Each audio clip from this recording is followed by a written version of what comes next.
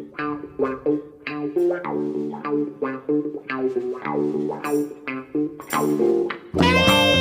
evening, Andy. Good evening, Gabbie. How are you doing? I'm okay, and welcome all to part 5 now, isn't it? It is, yeah. Of Book Corner, which originally come out of the Current View, the regular weekly podcast that we do, and then through social media we come across each other because you have a wonderful presence on social media promoting so many fantastic books, and I just said, fancy doing a podcast together? Yep, why not? Yeah. This is the 5th one. So for listeners that don't know about myfootballbooks.com, just briefly tell us all about you and what you do. Okay, excellent. Well, thank you for your kind words, firstly. So, yeah, My Football Books got our own dedicated website, so www.myfootballbooks.com. Also on Twitter at myfootballbooks, Facebook, and also Instagram for the younger listeners out there. My Football Books came about with COVID-19, the lockdown, when it started. God, it feels like a long time ago now, doesn't it? When did it start now? Summer of 2020? It was around about, 2 years ago. Mm-hmm. So I had a bit of time on my hands. I was made, I forget what they're called. Furlough, that's it, yeah. That's it, the word I've never heard of before, and everyone talks about it now, but I was furloughed. Yeah, so I had a bit of time on my hands, and my favourite pastime has always been reading football books, and lo and behold, an idea come into my head. I thought, why don't I share some of the books that I read, and it just evolved from there.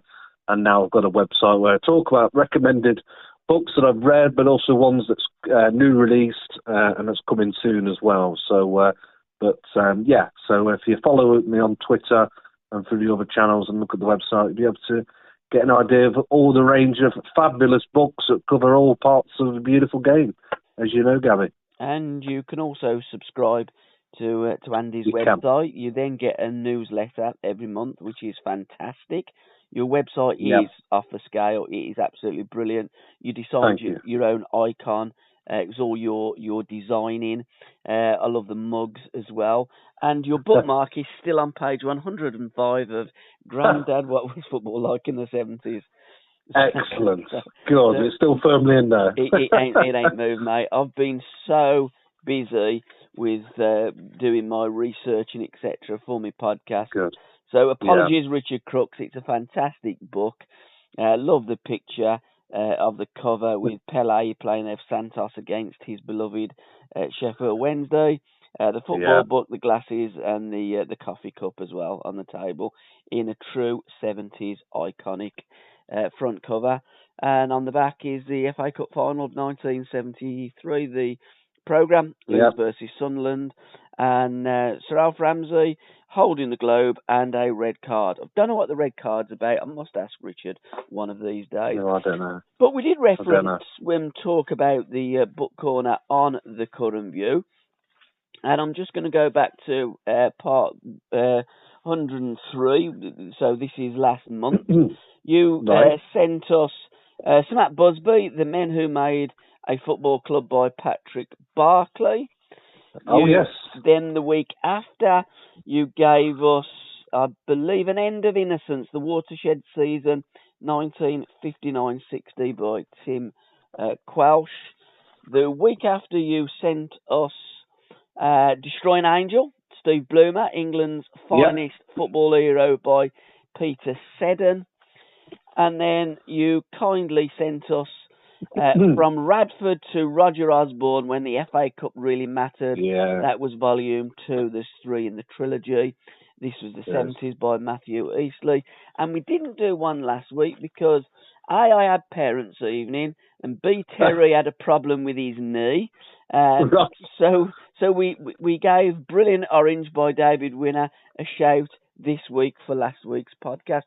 So those are all the books that you've sent us in the last month of recording The Current View with the Idol of Hillsborough, Mr. Terry Curran. What books have you read this month? You know I haven't, but what have you? I'm guessing 2, maybe 3? Yeah, I've got 2 or 3 I've done since we last spoke. So I've got one I've just recently started, which is, I'm only literally a few pages into it, called Part Life. It's a book that's been sent to me Have you seen it? Yeah, by Peter Roberts. I've communicated a few times through Twitter, but it's focused on Sunday League football, which is I think anyone listening here will have fond memories of Sunday League football, watching or playing it. So and it's a brilliant read, and it's based on the 4 seasons of Ronda football. Okay. Hopefully I pronounced that right, correctly. Ronda in Wales. Valley. Sure which. That's it. Yeah. So North. And it's north, is it? Mm. Excellent. Apparently, I've got relatives in the Ronda Valley. Oh, right, okay. Yeah, so my dad tells me, yeah. You can pronounce some of the words better than me then, so my Welsh is not brilliant. So, but no, it's about celebration of the Sunday League footballers, and it's obviously a million miles away from the prima donnas of the Premier League, and it's getting stuck into it. It brings out so many memories. When I think about Sunday League football as well, just great times. I can even think back now when I'm with my friends, we always talk about that game from years ago, etc., when we won it in the last minute on a mud pitch and all that, etc. So, but no, it's it looks a fascinating book, and I love these kind of books as well. It's away from your traditional, or let's say your famous stories, but so many people associate these kind of the words, etc. here, and he puts in here about it's provided in the best of times, Sunday League football.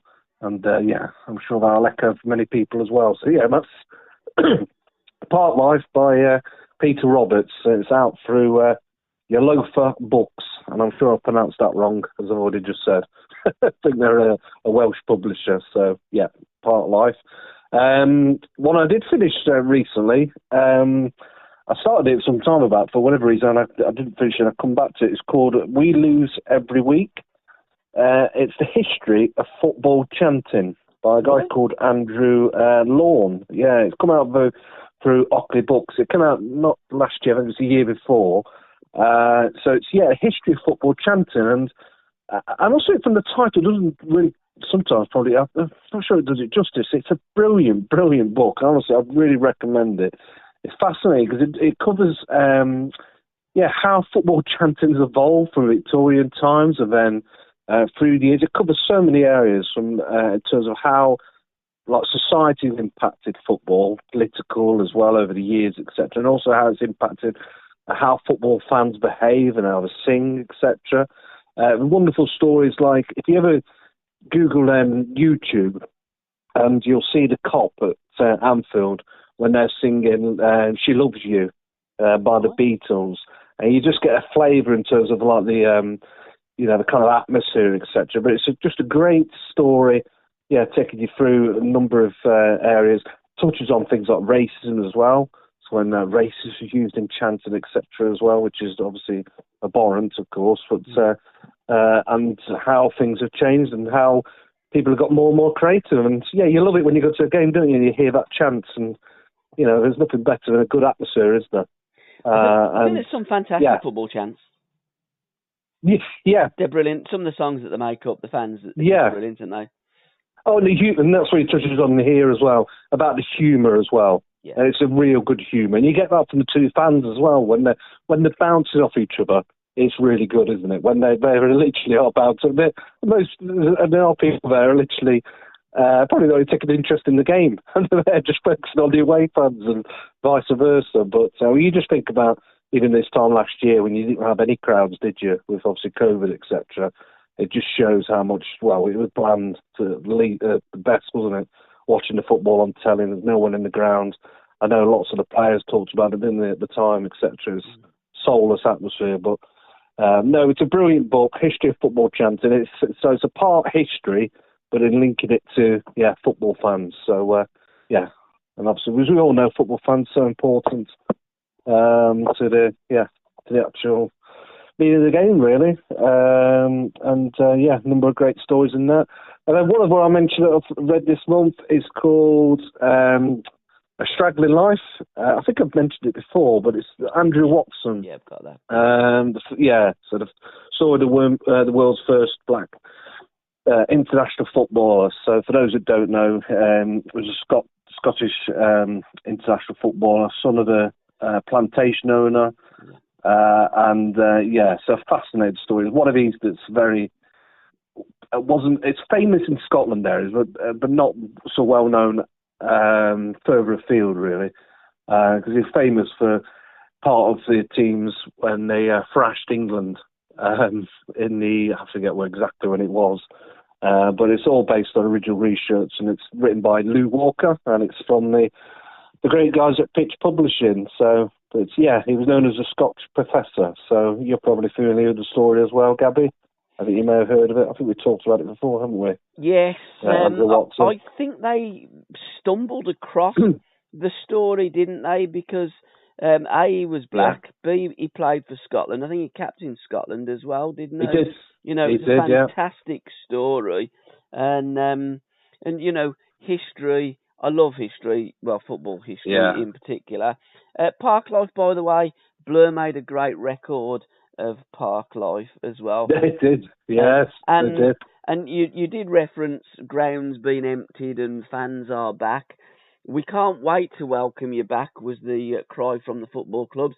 I'm sure there's some football clubs now wishing that we were still in lockdown. Reading is one that springs to my mind. The fans surrounded the coaches and wouldn't move, would they? Last night. Yeah, so football fans are great, but I think football fans also can shall we say, cause one or two little problems. Yeah, and that's been sadly a little bit. I don't know if there's a little bit of that seems to have crept up a little bit recently, isn't it? When I think of the there was Leicester fans at the Forest game, wasn't it? Beforehand, I mean, you had that fan run on, and then you had was it Derby Middlesbrough? There was about 17 arrests up there. Yeah, that's it.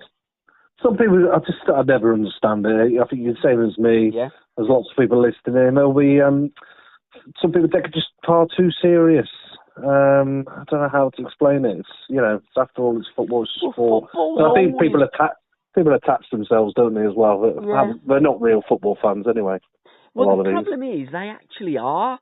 And, through my association with Birmingham City, I know quite a few of the infamous Zulu Warriors, and some of the great kids. I mean, I've had many an argument with most of them for, certainly on social media because of my support of Jack Grealish and just football. And I post up all things football. And when I post up something Aston Villa, there's quite a little bit of abuse that comes my way. But I do know a lot of them, and they are great kids. But they're just balmy when it comes down to football. They tend to, fans go to places and take substances, some of them are legal and some aren't, shall we say, and then get involved in lots of trouble. But I do think you probably find that the more hardened crew and element don't particularly do stuff like that. It's almost like a job, and between the firms, I think that, it's quite well organised. It's always been very well organised. And I think there is a code of conduct. I've never been involved in any football violence, but following Birmingham City since I was 7, football violence is something that's followed my club around, unfortunately. But you can get out of it if you can. I certainly did. I don't want to get involved in that type of behaviour. I'd rather have a drink with the opposing supporters, talk about football, and see you next time we play you. We'll have a pint in the same pub. And I'll come to the away games and we'll hang out together and let's just enjoy the beautiful game. Yeah, there's some books out there actually that's done by I think when you think Zulu Warriors, I'm trying to remember. It was a One-Eyed Baz. Yeah, great lad, pal of mine. Yeah, it came across really well in the book kind of thing, but obviously probably not. But again, it's just. I vaguely remember, it's years ago I read it, so... absolute gentleman.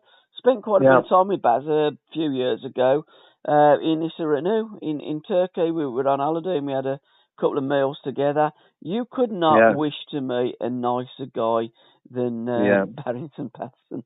What a fabulous man, and that's what I'm saying. I know quite a few of them boys, and they don't go and get absolutely off the skulls and stuff like lots of these do. But I mean, it's something that you don't want to get people into trouble. So I'm not saying whether people are still active or not, but it's common knowledge that there's, people with the Forest executive crew and the baby squad and what have you, and books that have been written about those times back in the day, and it's football has always thrown up that attachment to it. But again, I will echo them words that I do know many of them, and the ones that I know are some of the nicest people you could ever wish to meet. It's just the way they see things. So let's move on. Excellent. Yeah, but football fans, in general, it's they want to make football, isn't it? Especially in the grounds, of course. Without the fans, it is nothing really, if we're absolutely honest, because when you see a goal scored and the fans celebrating, when there's a goal scored and you don't see the fans celebrating, it ain't the same. And I do think that, it's always been involved in football. It always will be involved in football. And I think that if you do go to football, it is unfortunately a side product, and that you have to kind of... And you lose, and I love that, because going back to that book I mentioned, the one that I've been reading, the history of football, we lose every week. Yeah. You're joking at yourself, aren't you? And I think that's another thing. You can't take it too seriously. We lose every week. We carry on. But I think it was things like, I remember actually reading back in the book where it was Sir Bobby Robson was just saying, what's a club in any case without the fans, etc. It's the noise, the passion, the feeling of belonging, isn't it? Pride of being part of your city and all things like that. Football's people, life is people, and it's all connected. Absolutely, and we're all different, and some of us take that tribalism to the extreme, and some of us don't, and that's just the way that it is with football. But pick the bones out of that, kids, because you're never gonna. Absolutely, excellent. What else have you read, mate? Today the main ones I've read this month. I think I'll just touch on my newsletter. So thanks for mentioning that earlier. I'd send one out on the 1st of every month, so the one will be coming out on 1st of February. But the one going back to 1st of February, I picked out 3 recommended books there, and one of them I'll mention is by John Nixon, and it's called "Can We Have Our Football Back?"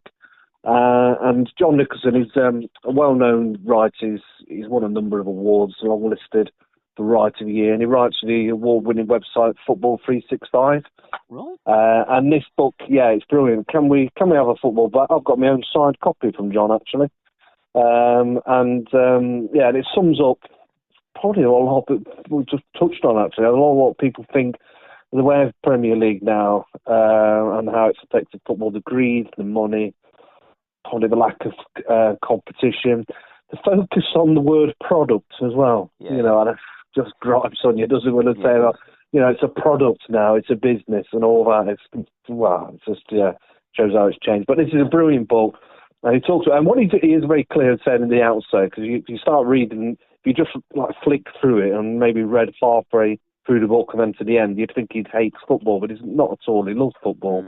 He's passionate about it, and his passion starts back from the 1960s, he writes, early in the book.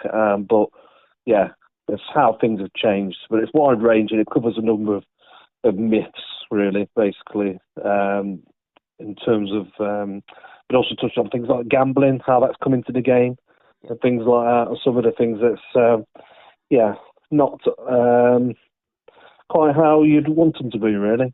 And illegal payments, illegal payments, was that in? Yeah. I mean, that went back to the 50s. And probably the 40s and the 30s and the 20s. Again, it's always been there. I mean, we do kind of, we're shocked about the behaviour of certain people in the game, but it's always gone on. There's always been a type of hooliganism, a type of attachment, a type of tribalism, a type of gambling, illegal payments. I done a lovely Too Good to Be Forgotten with Colin Mallam, who wrote the Len Shackleton story, The Clown Prince of Soccer, Len's biography. And also, when I done a podcast with Neil Palmer about Trevor Ford, he was telling me how Sunderland used to pay those players, and Trevor put in his autobiography, he mentioned it, and he got a ban from playing in this country, and had to go and play elsewhere for towards the end of his career. But the Sunderland director would take them for a game of snooker. Are you any good? No. Do you want to we'll put 20 quid on this game? And the player always won, of course. And that's how they illegally paid him. And it's always gone on. And it always will go on. My old man used to tell me about when he used to play football and they'd stick some money in your boots. You know, again, it's all. I don't know why we really are shocked. I think we got to watch the extremes, but getting our game back. I'd love to have it. I wrote a poem, "Give the working man back his simple game." Football has changed through the years, but again, you could argue that it's progression, and it's just gone. It's gone too far from the age of the Jimmy Hill and George Eastham and Trevor Ford and players like that were looking to get rid of the maximum wage. It's probably gone a little bit too far, and it needs to be pushed back a little bit. So, I've never got a problem as long as the fans are not outpriced, and that's been my problem, that fans have been outpriced. So, absolutely. I'm not bothered about money in the games. Make sure the fans are looked after. Yeah, and this is what it's the extremes. This is what this book talks about. Can we have a football battle? It's talking about the extremes of the money, and it talks actually at the back, says what do we want now? He's put some recommendations here, like about the introducing possibly this maximum player wage per year. It does say about games, putting games back on BBC One, ITV, etc. And it's just never going to happen, is it, with Sky, etc. But when you watch the FA Cup, for a few weeks back, etc., how brilliant was that? You can watch all the games on BBC, on ITV, etc. And obviously you don't get up. Some people can't afford Sky, can't afford How many is there actually? I forget now. I haven't got all of them. They've got Sky, BT, Amazon, etc. And they're all subscription paying, aren't they? So I think. But this is what this book talks about now. It's just that extreme where it's gone on the focus of money and the words like product, etc. But you can't fault the players, as you've touched on really. Someone's going to give you. I know someone wants to give me $200,000 a week. I'd say yes. So But you're taking a pay cut.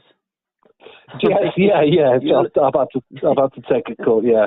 You look just at go back a little bit. Yeah, you look at some of the players now at the top level in the game, and you're looking absolutely ridiculous. I mean, you're almost looking at, for some of them, £1 million a week. I mean, it just has gone to the extreme, and it would be nice if we could just push back a little bit and make sure that the supporters are looked after. But again, supporters, unfortunately, seem to be a byproduct of football rather than the most important people in football these days. On the last podcast, you did mention about a book, Jack and Bobby, coming out, and I did say I'm almost certain that I've got one in my library, and I've dug it out. Oh, yeah. Yeah. Leo McKinstry. I'm not too sure if you're aware of that writer. I didn't realise it, but I got 2 of his books. You know what I'm like with books. I buy these books, and I rarely read them, but I do have them because I just love football books. I'm like a kid in a sweet shop with football books. And it's called Jack and Bobby, a story of brothers in conflict. How weird is that you mentioned that? Because when we were talking last week, you mentioned it, and I thought, I've got to dig that one out then, if that rings a bell. And I did look into it, and there is, I've not read it myself. It came back, I think came out a number of years ago, didn't it? So, I did find it actually after we spoke. So, Leo McKinstry. McKinstry, first published in paperback in 2003. First published in hardback by Collins Willow, an imprint of HarperCollins Publishers in London, in 2002. So, 20 years ago it was first published. It's a biography of them too. It's not an autobiography in any way, is it? I think it's a biography. No, I would imagine it's a biography, Yeah. Leo McKinstry is a journalist and author. He writes regularly for the Daily Mail, Sunday Telegraph, and Spectator magazine on a wide range of subjects. He also published several books, including an acclaimed biography of Jeff Boycott, born in Right. Belfast in 1962. He's married and lives in Essex, so 62. He's only 2 years older than me. Excellent. Yeah. So that makes him old. Well, the Charlton brothers, they have that unique place, don't they, in the history of football? Yeah, absolutely. Jack and Bobby, don't they? So what they went on to achieve in different ways as well, didn't they? Took kind of different paths a little bit. When you think of what Jack went on to do, I don't know if you saw that documentary last year, the year before. It was a brilliant documentary, and I can't think. That's it, Finding Jack. Yeah. Wonderful. I can remember now. I don't mind telling everyone I felt I was in tears. Parts of that. Just thinking in dementia. My dad suffered with dementia, etc., and all that, and just watching someone change, etc. But what a life they led, incredible, isn't it? And obviously Bobby's working for that now, isn't he, sadly? Yeah, I mean, I don't know anything about Bobby, but I know quite a lot about Jack through Terry Curran. Terry played for Jack at Sheffield Wednesday. Yeah, and some of the stories that he tells about Jack, I mean, Jack, he didn't like Jack's philosophy in the game, but Jack's an absolute top bloke. I mean, he'd row with the best of them, Jack. And in fact, I'm doing a podcast, 70s Legends podcast with the great Johnny Giles. Lovely. Yeah, and Steve Perryman as well over the next couple of 3 months. So I've been researching a little bit about Johnny, and there was a tremendous interview in Back Pass magazine of Johnny Giles in 2 parts, and he was talking there about Jack, and they used to row a little bit, him and Jack, and Jack was set in his ways, shall we say, and liked to do things his way. And Johnny said, Bobby wouldn't get in your bleeding team, and Jack said he would do if he did as he's told. I think that's always been Jack, but he would row and argue with TC. It'd almost come to blows, but he'd always go and, come on TC, let's go and have a game of snooker, or we're going to have a sit down. So that was always Jack. He would never, a man's man, as we would say in old money, and a top man as well. I can't really speak about Bobby because I don't know anybody that played for or knows Bobby Charlton very well, but Jack, what an absolute legend, diamond, and a man that is sorely missed by the game, by his family, and by everybody in football.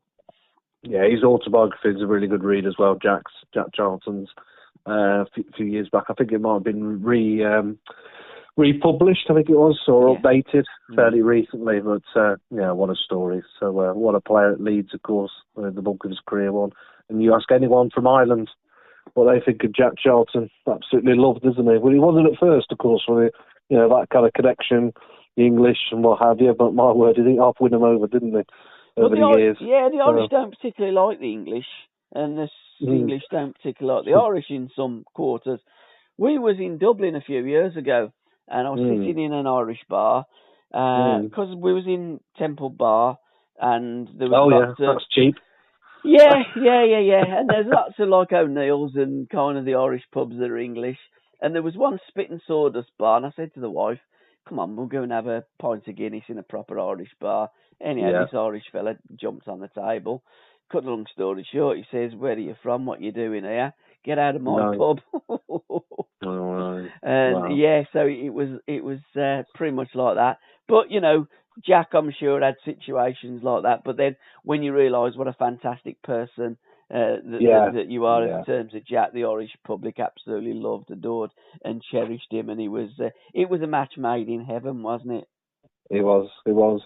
But linking that, though, if you're talking about managers, the one I recommended in the newsletter is a book called Living on the Volcano. Okay. This is called, its subtitle is The Secret to Surviving as a Football Manager. It's written by Michael Calvin, who for me is right up there in terms of football writing. He's absolute at the very top. In fact, there was a guy called Johnny Brick that recently did a review of his most recent book recently, and he shared it with me, and I shared it on our website. And he said about Michael Calvin, the writer of this book, that he's a national treasure, and I'd say that as well. But this is Living on the Volcano, and it's about football management, and it's a brilliant read, and it talks about the the tribulations of being a football manager, really. There's some brilliant stories in here. It goes from the actual forwards by Arsene Wenger. Okay. But it covers managers the likes of Brendan Rodgers, who comes across really well in the book, actually. Brendan Rodgers as well, actually. In fact, there's a little bit here that I picked out and where Brendan Rodgers was talking about when he, I think he got sacked, I think it was at Reading, but he talks about it here. I'm reading this out. This is his words, Brendan Rodgers. I was sacked in December. Mum died. She died quickly on the February the 3rd. They knocked me for 6. And for 3 months, I was the peer of the family. Oldest of 5 boys. I could see my brothers suffering. Got up again and represented him. And he got a job then at Swansea. And then his father passed away. He was young as well. So you think that Brendan Rodgers, he's had tough times, and that was during, his managerial career. But he's had great success, obviously at Liverpool and is at Celtic. What was interesting, I never knew he was a Celtic fan as well as a Sheffield Wednesday fan, which I didn't know about. So Brendan was a Sheffield Wednesday fan? Yeah, he was a Sheffield Wednesday fan for some time, yeah. So, because he was from, obviously, Northern Ireland, wasn't he? Yeah. So he followed Celtic, but he also had a soft spot for Sheffield Wednesday of all teams. But he talks about the Brendan. I don't know, I don't know where that come from. So I'm sure I read that. It's not in this book, sorry, by the way, about Sheffield Wednesday. I've read it somewhere, and I'm sure I'm right. It sticks in my head. I think I heard him say it maybe on Talk Sport. It was definitely Sheffield Wednesday. It's something because exactly your reaction, I thought, that was odd. Where's that come from? Exactly, yeah. So, but no, he that's just one of the examples in this book. So he talks about the highs and lows of football management, and it's not just the likes of Brendan Rodgers. This also covers, your managers down at the lower leagues, etc. There's a great one in here with Ian Holloway as well. So he's quite a character, isn't he? And again, it talks about him when he got, I think he was sacked at Millwall. In fact, there's another line here, brilliant interviews in here, and he says, this is Ian Holloway, says, I'm a very emotional person. I have been all my life. I'm much like my mum. She'll cry a kitten not having a drink. It's unbelievable. You got great lines, Holloway, but again, it's just the life and times of football managers, and there's a lot been talked about mental health, etc. in the moment, and when you read things like this, you think, gosh, they obviously enjoy the game, don't they? But it is literally a 24/7 job when you take on the football manager and you take all the abuse, don't you? You get the massive highs and you're lauded, aren't you? And your team's doing well, but when they're doing wrong, you can't leave that car park, can you? So, and there's things like that in here. But really brilliant read, living on the volcano. It's been out for a number of years now, but highly recommend that one from Michael Calvin, who's done a number of good books over the years. Beans, as we're in the ballpark of the managers, got a couple of, 3 books here of the England managers of my time in the 70s, which is the era that I'm still. If I was Doctor Who and I'd go in the TARDIS, I'd go back to the 70s and stay in the 70s. Don't blame you. Because I think football was at its best in the 70s. Sir Alf Ramsey, an outstanding biography by, again, Leo McKinstry. Oh, okay. Yeah, I didn't know that. I ain't read it, but I bought this. I mean, God, it's a thick book. It must have about 500, just over 500 pages. So, wow. And then Don Revie, the biography by Christopher Evans, published by Bloomsbury. Again, I haven't read it, but I've got it, because I like to buy these things for research as well, so when I'm doing podcasts, etc., I can dip into certain chapters. And that only came out very recently, didn't it, Don Revie's book? So, it did, and of the trilogy of the England managers of the 70s, Ron Greenwood by Mike Miles, a biography of football's forgotten manager. And I remember Uddy telling me about Ron Greenwood. He phoned him up while he was in Boots, not the chemist, but the Duke of Wellington pub in London on a Sunday night, and says, can you play against Brazil Wednesday? And Uddy said, I've been pissed for 3 days. You got no chance, Ron. And he wasn't in the best of form at Arsenal, so he declined it. But, the fact of an England manager phoning up a player, can you play against Brazil Wednesday night on a Sunday evening? is quite extraordinary, isn't it? So yeah, a lovely trilogy of English managers of the 70s. I have to say I didn't rate any of them, but they were the England managers, so I do like to buy these books to have a read. Yeah, Ron Greenwood, he took over obviously the late 70s, wasn't he? 77 off the top there, and took them to the 90, that's it, and took them to the 1982 World Cup where we didn't lose a game, England, did we? But no, he was obviously famed for he was successful at West Ham, wasn't he? In his club days, club management days, I mean, but never reached quite the highs, did he? I think they wanted a safe pair of hands. We often hear that phrase bandied around in football.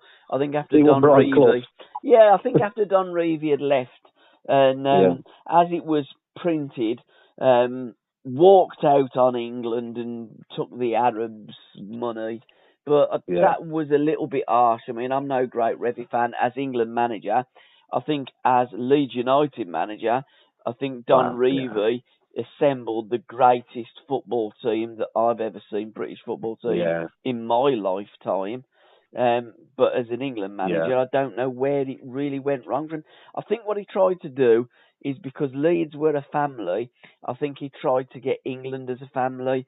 So where they play carpet bowls and bingo with Leeds United and do the karaoke singing and that, Alan Hudson, Charlie George, Frank Worthington, Stan Bowles, Alan Ball, all that kind of maverick players, Tony Curry, wasn't going to have any of that. They wanted to do their own thing.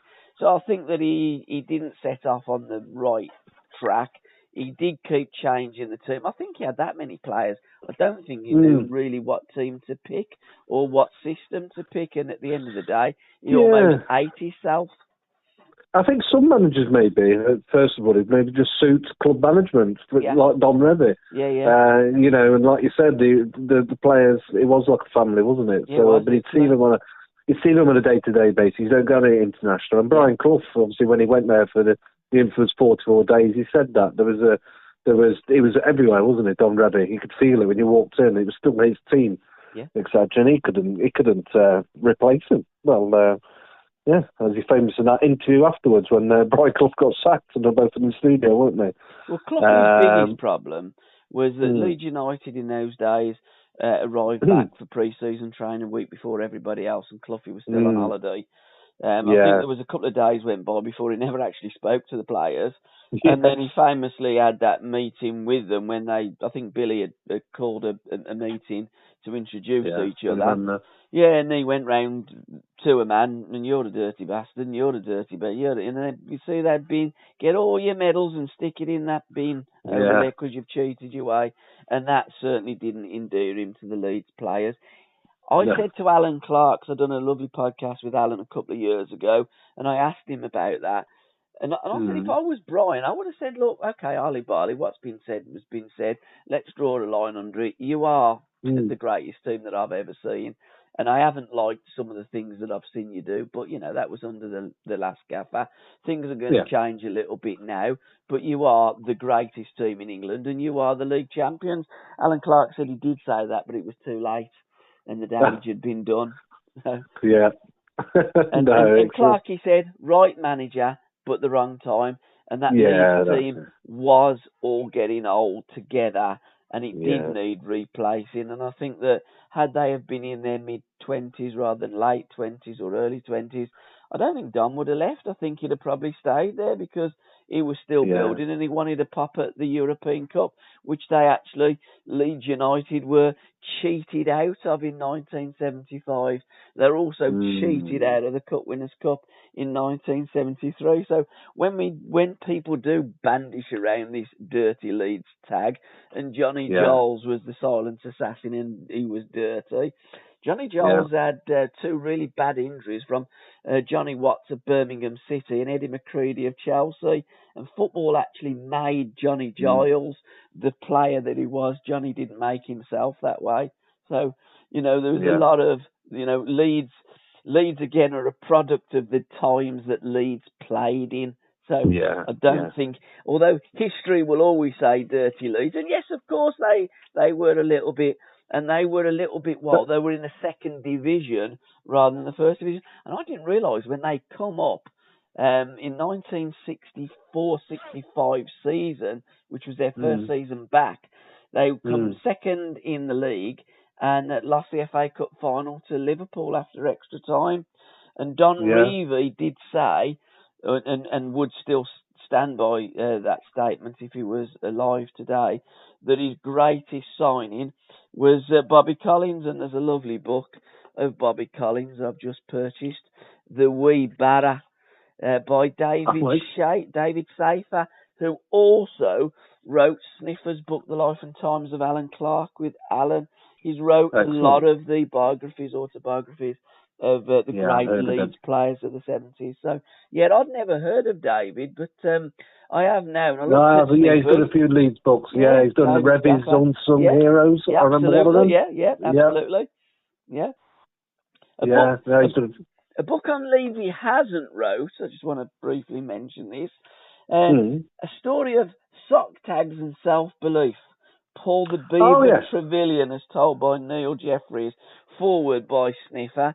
And it tells the story of Leeds United in 1972, which is lovely because it is the 150th year of the FA Cup, and they won the FA Cup in 1972, and the sock tags, etc., come out in March 1972 against Tottenham, which just coincidentally is Paul Trevelyan's team, not Leeds United.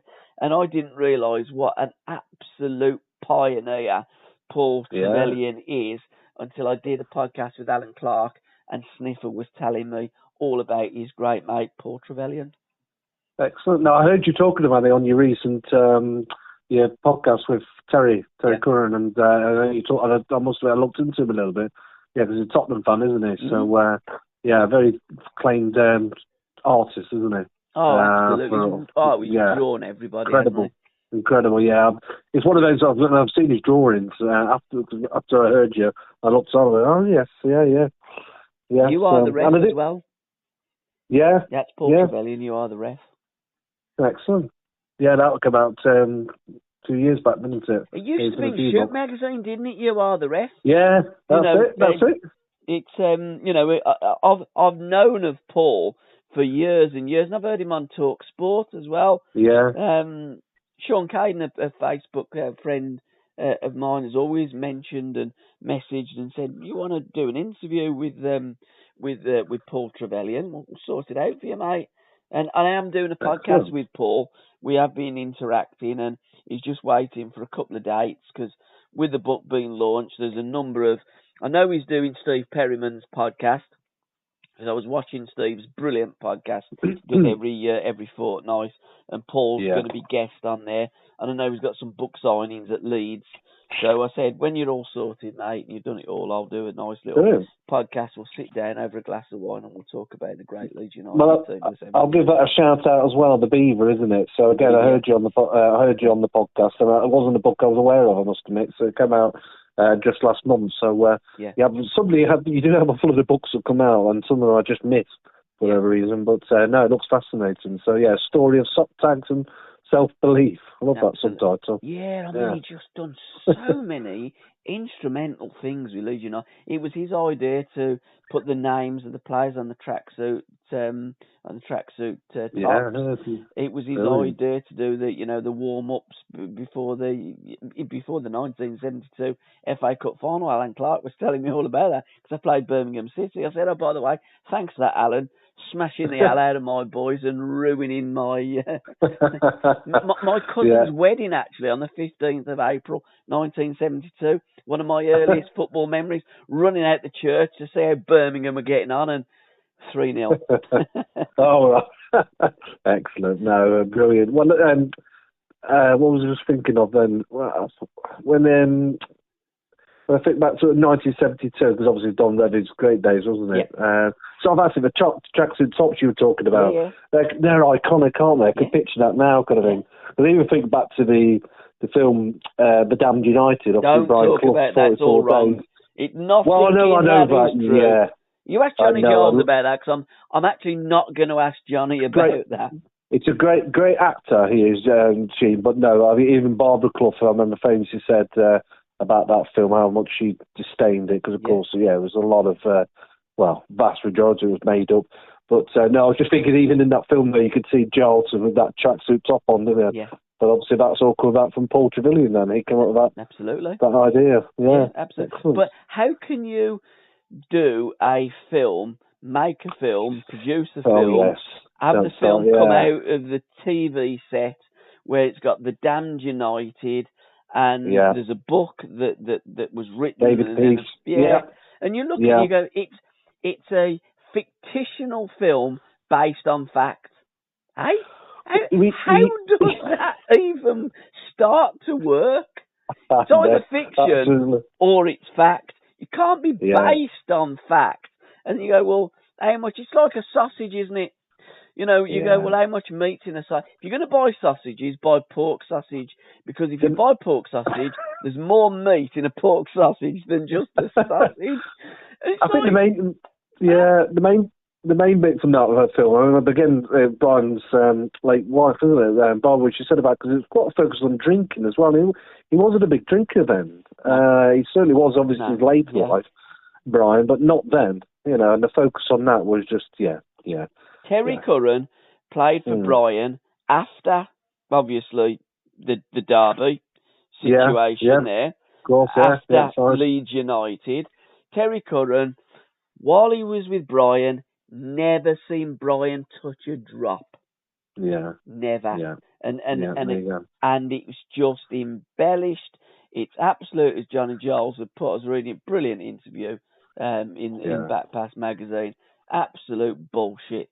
And I do think that the problem I have with these things is some people watch it and think that it's a documentary. And they hang on. Oh, well, that's what Brian Clough was like. That's what Giles and Bremner and all the Leeds team. And Johnny Giles said, we didn't get out of the baseball ground and walk. We'd have had our heads kicked in if we'd have done that back in the 70s. I know, it's amazing, isn't it? But some people will believe it, won't they? And they've never heard us talking or anything like that. It is the problem. Yeah. But some people in younger generations think the Premier League invented football as well, don't they? So there you go. Again, another problem I have. Football was invented, the first football leagues, in 1888, not 1992. How many times I hear on Sky Sports they keep saying he's the highest goal scorer now in Premier League history. It's like, what?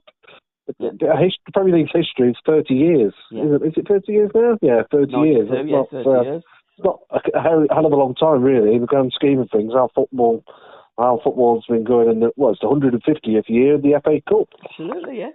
Let alone. So, but no, I agree. But certainly the Damned, it was me who brought that up, actually, with Damned United, wasn't it? So, apologies. But but the Beaver. No, that Beaver, I will give that a mention, the Beaver, the book. So, definitely. I noticed the forwards by Alan Clark as well, isn't it? Sniffer. Sniffer. Yeah. And let's give a shout out to When Saturday Comes. I do like that magazine. I subscribe to the magazine. And I'm also a Patreon as well. I like to listen to the boys talk football. I think it's different. They're very, very clever, aren't they? Was it Andy Lyons, Harry Pearson, and who's that other fella that wrote the not Nige Chassley, wrote the Hard Yards.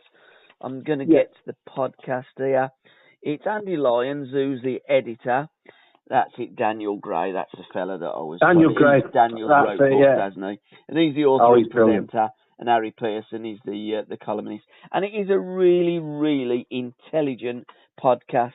It's one of them that you can have in the background and you listen to it. And my ears pricked up when they were talking about Aston Villa in 1890 were the British baseball champions of Britain. Oh, wow. Yeah, I know. So I didn't realise they played baseball at Villa Park. I didn't. No, I didn't. I knew they did the baseball ground, hence the baseball ground. Baseball was played there before football. And there's a book about the baseball ground, isn't there? And we were talking with Steve Bloomer, who played for Derby County at both football and he played baseball for Derby as well. So, when I listen to little things like that, and I thought, what an educational podcast. So, well done When Saturday Comes. And on the back, there's a brilliant advert of Pitch Publishing. Superb. Yeah. All the books that Pitch are bringing out. With Daniel Gray, he's one of my all-time favourite authors. I think I'm sure I've mentioned him on our podcast before. He's got a trilogy of little books, and they're all about the modern delights of football. It's brilliant, absolutely. I have mentioned it actually. I actually shared one of them recently called Saturday 3 p.m. And it's all these little stories about things you just remember about football. And he's a very talented guy. He's on Talk Sport every now and again. I'm sure I heard him on Johnny Owen's programme. Great programme. On the Sunday, which is another great one, on a Sunday morning a few weeks back. I think it was just after the Middlesbrough had beaten Manchester United in the FA Cup. Okay. And he was on his way to another game somewhere, a non-league or lower league game on that day. But when Saturday comes, brilliant, really good. Superb, really and that is my favourite show on Talk Sport as well, by the way. Jonathan Owen and friends, Mark Webster. I think it's absolutely tremendous couple of hours of football talk, and have guests on there. I just think it's everything that a football show should be on radio. Sadly, most don't produce programmes of that high quality, and a lot of it is absolute turgid rubbish that I listen to. Although I do like to listen to Jim White and Simon Jordan. I do like to listen to Simon. I think he always nails it. He does, doesn't he? He very much does know his stuff. He definitely knows his stuff, Simon Jordan. And again, linking it back to books, his book's really good. Simon Jordan's book, which came out some years back, whose name completes... Oh, that's it. Be Careful What You Wish For. That's right. Was his book. And that's a really, really good read. Because obviously he's been there, he's done it. He knows what it's like to own a club. So he does... these talks, how many times you hear them, on Talk Sport as well, if I'm honest. Some of them don't know anything about football. They talk as if they know it all. At least Simon Jordan, he's talking from somewhere. He's done it. He's been there. He's done that a little bit. Yeah, he's got his own opinions, kind of thing, but at least he bases it on facts, and also it's his opinion, isn't it? So everyone's got an opinion. It doesn't have to necessarily have to agree with it, do you? But there you go. That's what football's all about. It is a game of opinions, and he's not frightened to voice that opinion. He'll agree with people, he'll disagree. Yeah. The one thing I'll always say about Simon is that he's always fair, he's honest, it's his opinion. I think so. And he listens to other people, and he will change his opinion, which is a sign of somebody that's intelligent, because you have opinions, and then if somebody can advance an informed debate, that's got a bit more meat to some discussion, and you listen and you go, do you know what, I never thought about it like that. I've changed my opinion slightly. That's got to be good and refreshing. Well, he become a millionaire at the age of 32. He must know something to sold got to that kind of... He did, that's it, yeah. He made a fortune out of building a phone company, didn't he, from scratch? Yeah.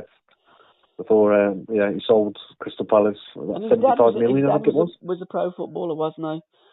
Yeah, that's it, yes, correct. Yeah. That's a really great book, that one, as well, Simon Jordan's. And let's give it, while we're talking football magazines as well, World Soccer and 442. I do like to buy these magazines. I rarely read them all, but I do like to buy them and have a look and see what's going on. But, Pitch Publishing, some fantastic... titles coming out this year in 2022. The Life with Robbins and Beyond, Jeff Merrick. That's I believe there's a book signing as we're speaking now in the Bristol area, and that was Neil Palmer that wrote that. There's a lovely book about Don Howe coming out shortly. Another The Cup, which looks like another commemorative FA Cup, 150 years. Eddie Hapgood, footballer, the last Busby babe, Sammy McElroy. Foss and Luffs, which is one that you've spoken about. Goodison Memories, Scottish League Cup. I didn't realise Archie Gemmell was the first substitute in Scotland in 1966. Oh, was he? Right. Yeah. Okay. 65-66 season. It was Keith Peacock. But Archie, made his, he come on as substitute, which he was the first, and that was in the Scottish League Cup. We have spoken on podcasts before. There's not one about the English League Cup, a book, and there's one in Scotland, but not one of. I'd love one of England in the 70s because we played 100 games. I'd love somebody to write that book. I'm sure someone. I'm sure someone out there heard us last time, Gabbie, and we should get some royalties, I think, from that if someone starts to write it as well. So, but no, someone should do because again, the Football League Cup was lots of great stories, isn't there? From there, absolutely. But much like the FA Cup, really, in many ways. So a new biography on Peter Doherty, which is, I've actually ordered his autobiography. 1947 it was written. I didn't realise how brilliant a football player he was until I start talking and looking at bits and pieces, and I get lots of information from YouTube, really. I watch people talk, not made up stuff, but real stuff, by people that were there at the times or people that have wrote books about them. It saves me reading them. And of course, Bill Shankly, when he walked into the Stoke City dressing room in 1975, Easter Monday 1975, and said to Alan Hudson, I didn't think I'd ever see a performance that surpassed that of Peter Doherty, but you've just done it, son. And that leads us nicely to the year we nearly won the league, Stoke City in the 1974-75 season by Jonathan Baker, forward by Terry Conroy. And nice picture there on the front of Wad the God and Greenoff and Alan Hudson. I've got no idea. That was might be the fourth goal against Man City. There's Uddy celebrating. There's jumping all over. Yeah, jumping up. Yeah, I've done a lovely podcast with Al, Game of My Life, which we talked about the season as a whole, as well as the Liverpool game on that Easter Monday when Tony Waddington got the pitch watered because Uddy couldn't play. And the Stats Fire Brigade come in, watered the pitch, and Uddy played the game of his life, hence the Game of My Life podcast with Alan Hudson. Excellent. There's quite a few new releases. You've touched on a few there as well, Ben. So if you want me to touch on a couple more, but they came out. So there's Losing My Spurs. This is a memoirs of a failed footballer whose name's got completely off the top of my head. Someone Potts. It'll come back to me in a minute. But he played alongside Anthony Potts. That's it. He played alongside Paul Gascoigne and Gary Lineker, who's part of the Tottenham side that won the 1990 FA Youth Cup. And so it's subtitled The Gaza, The Grief and the Glory, Memoirs of a Failed Footballer. So some of these books, I've read a number of other books. I've not read this one yet, but books like The Boy on the Shed, I know we've mentioned that recently. There's books where there's footballers that have not had that successful career as they could have or would have liked to have, and this is another one of them. And some of them are a really fascinating read. So that's one that's come out. Hey, I'm Ryan Reynolds. At Mint Mobile, we like to do the opposite of what Big Wireless does. They charge you a lot, we charge you a little. So naturally, when they announced they'd be raising their prices due to inflation, we decided to deflate our prices due to not hating you. That's right. We're cutting the price of Mint Unlimited from $30 a month to just $15 a month. Give it a try at mintmobile.com/switch. $45 up front for 3 months plus taxes and fees. Promo rate for new customers for limited time. Unlimited more than 40 gigabytes per month. Slows full terms at mintmobile.com. Rise Together, Coventry City under Mark Robins. So talks about when Mark Robins returned there in 2017, I think it was, he's doing a brilliant job now, isn't he? I think they're mid-table. I think they're only about 5 points off playoff at the moment. Just dropping off. Just dropping off slightly. It's still very close, though, isn't it? Yeah. And obviously the return back to the Ricoh Arena, which is a nice little ground. I've been there, so it's a new ground. There's an interesting bit where you've got the casino attached to it. I don't know if you've ever been there. I've been to Highfield Road, but not Ricoh. Highfield Road. That was fabulous little ground, wasn't it? It reminded me of the baseball ground, actually, for some reason, at Derby. But the Ricoh Arena, it's one of these. Yeah, a lot of these arenas are very similar. The modern build, it's got a casino attached on it. Anyway, that's Rise Together, Mark Robbins, by Alan Sloman. That's also come out via Pitch Publishing.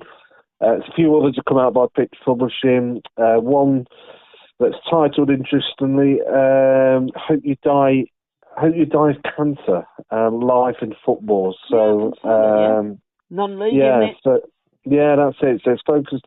It's actually a footballer X. So it's one of these secret footballers. So he talks about dust-ups, bust-ups, and etc. So, but yeah, it's a bit like there was a book that came out a number of years ago. You probably heard of it, called The Secret Footballer. Yes. So it's a bit like that. So it's that kind of similar, but based on non-league football. So yeah, that's interesting to see that one. So it just come out last month.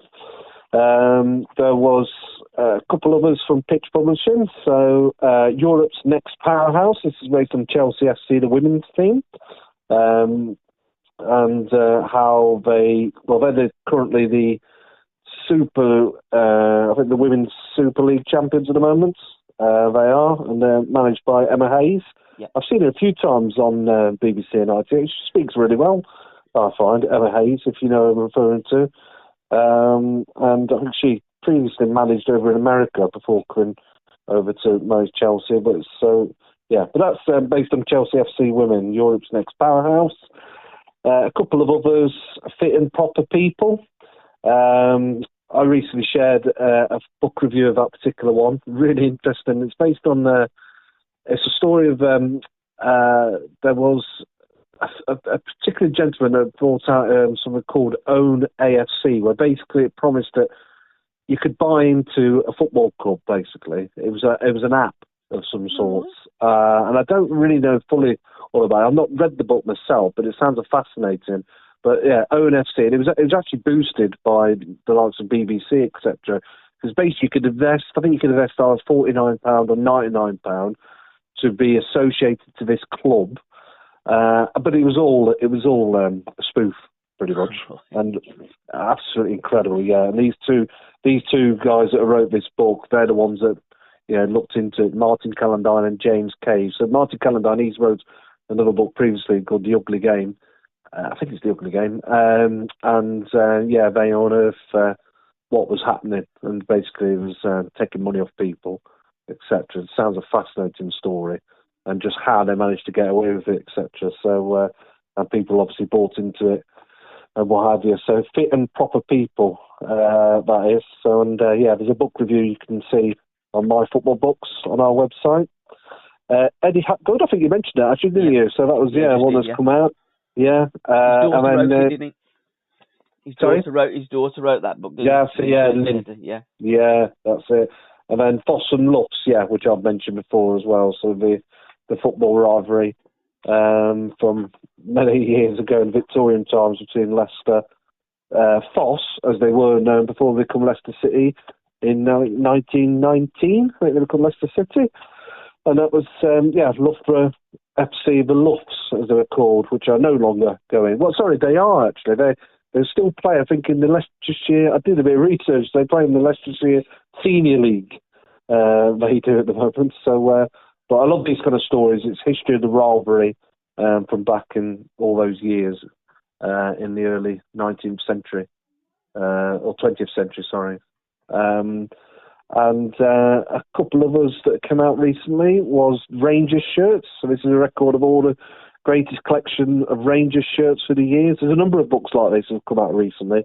I think Arsenal done one recently, and Tottenham, etc. And I think Leeds have done one as well recently. It just shows how shirts have changed over the years. So as you've ever seen on Twitter, I never realised how many people are so fanatical about football kits and collectors of football kits. Yeah. And it's incredible business. Incredible business in terms of memorabilia and the money to be made from that, really. So, but yeah, that's a few books that's already come out in January. What was the last football shirt you bought? Goodness. I bought Gunter Netz's, Gunter didn't wear it, but Gunter Netz's Borussia Mönchengladbach shirt of the 70s. That's the last football shirt I bought. I think I've got an England 1966 one. I think I might have bought one of the old ones. So it's long sleeved a few years back. I don't think I fit into it anymore at the moment, but there you go. So that's a different story. But yeah. I'm liking this The Neely Men that's coming out shortly as well. My eyes aren't as great as what they used to be, but I don't think this print on the back of when Saturday comes is that clear, if I'm honest. So apologies for not being able to read who wrote it, but The Neely Men, and there's a picture of Puskas on the front, looks like Cruyff. I know you mean. Zico. It's by Aidan Williams. Okay. So, I think it's connected to these Football Times, I think he is. Yeah, he is, I'm sure he is. That's a name that's very familiar. And Out of the Blue as well. Yes. That book's coming out as well, or is already out. Yeah, I think it comes out. I think it comes out in either March or April. It's written by Gary Packer. That's again, right. Yeah, the These Football Times. It did beautiful Bridesmaids. One of my favourite books from last year. Yeah, and that's about Out of the Blue when Villas Boros. Remember him? He was dismissed by Chelsea in March 2012 when he was replaced by Matteo, wasn't it? Matteo won the Champions League, didn't he, for him, He took it on to him, and I think he got sacked, though, didn't he, in November of the same year? They don't tend to last long at Chelsea, do they? He didn't last long at Villa either, did he, if I remember? He was only there for about 12 games as well, actually. Well, in the Premier League, you don't last that long if you don't keep winning. Glorious reinvention. Story of Ajax. That's one that's took my fancy. And the Newcastle United book, The Great Days of 1904 to 19... Again, it's not the biggest. 1911. Is it? Yeah. Yeah, 1904 to 1911 by David Potter. Yeah. So, obviously it's a football mad city, isn't it? So, but in the Magpies' glory days of well over 100 years ago, they were considered at that time the best team in the world. So, they won the English League 3 times in 5 years. Yeah. I think they won the English Cup and several near misses as well. And many of the players played for England and Scotland around that time. So, it looks a fascinating book. I think there might be a book coming out, Aston Villa, the world's first world champions as well, because they were talked about as the greatest club side in the world, wasn't they? Round about those days when I think George Ramsey was the manager. They won 6 league titles and I think 6 FA Cups as well. During Ramsey's time, so they were. And Newcastle, of course, absolutely. Those were the halcyon days of Newcastle. Hopefully, they'll be able to revisit those halcyon days with the billions that the Saudis are going to throw at the project. 3 goalkeepers and 7 goals as well. Leicester City. What's that about? I shared that recently on the Twitter page, and it's fair to say it got a lot of traction from Leicester fans. So it's obviously a very well-known game for Leicester City. But it's 3 get my words out. 3 goalkeepers and 7 goals, and it's about a particular game. One of the most memorable matches in Leicester City history. It was a quarter-final FA Cup final against Shrewsbury Town. And being sad as I do, I actually looked at it on YouTube, and it was quite a game to say the least. So basically, you got one of the keepers, the Leicester keeper, got injured. Then he was replaced. I'm trying to remember I might get this wrong, but I think he was replaced because he only had 1 sub. Oh, did you have any subs at that time? I'm trying to remember, but the attacker went in goals, and I think he got injured, so they had to change another keeper. But it was a fascinating game. Gary Lineker scored as well in that game. So, Leicester City go in goal. I vaguely remember Gary Lineker going in goal for Leicester in some game. Yeah, but not this. I don't think it was this particular game. I don't remember when I saw it on the clip. So, but no, it's about that game. So the fact that you can write a book about one particular match just shows anything, doesn't it? So, but when I shared it on a Twitter page, everyone's like, "Oh, I remember that game. I went to that game, etc." It did look fascinating. It was a big crowd as well at Filbert Street. So it finished Leicester 5, Shrewsbury 2. I think it was 2-2 at half time, or I think Shrewsbury might have gone 2-1 up as well. So, but no, Leicester City's greatest ever match. That is. So check it out on YouTube if will do. you're a Leicester fan. I'll get that book. Yeah. That looks interesting. I like to get books that are interesting because when I buy something, it's always like leading to something else or to inspire me.